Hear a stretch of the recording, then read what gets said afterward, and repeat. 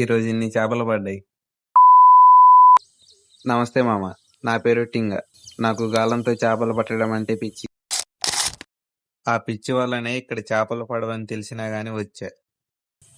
సాధారణంగా ఈ ప్రదేశంలో చేపలు పడవు. అలాంటిది ఈరోజు ఈ ప్రదేశంలో వల పెట్టింది. ఈ వలను చూసినప్పుడే నాకు అర్థమైపోయింది ఈరోజు ఇక్కడ చేపలు పడవని. అయినా గానీ కొంచెం సేపు ఆడి చూసా గానీ ఒక్క చేప కూడా పడలేదు. దీని పక్కనే ఒక చిన్న కోరి ఉంటది. ఆ కోరిలో ఏమన్నా పడతాయేమోనని కోరి దగ్గరకు వచ్చా. ఇక్కడికి వచ్చి కోరి చుట్టూ మొత్తం తిరిగి ఆడి చూసా గానీ ఒక్క చేప కూడా పడలేదు. మళ్ళీ తిరిగి ముందాడిన కోరి దగ్గరికే వచ్చా.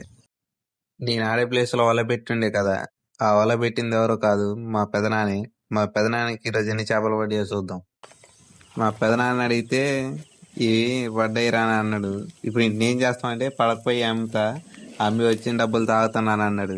ఎందుకు ఇంటికాడ ఇవ్వ అంటే, ఆ ఇంటికాడ ఇయ్యను, ఇంటికాడ డబ్బులు అడిగితే తాగడానికి ఎవడు ఇయ్యలేదు, అందుకే చేపలకు వచ్చిన, ఇంటిని పడకపోయి ఇప్పుడు అమ్మి తాగాలని అంటా ఉండే.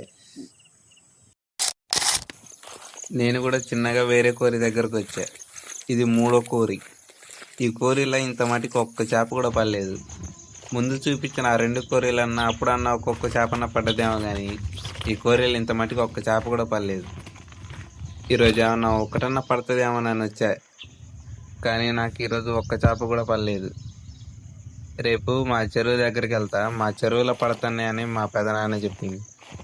ఈ వీడియోకి ఇంతే మామ, నచ్చితే ఒక లైక్, సబ్స్క్రైబ్ కొట్టు.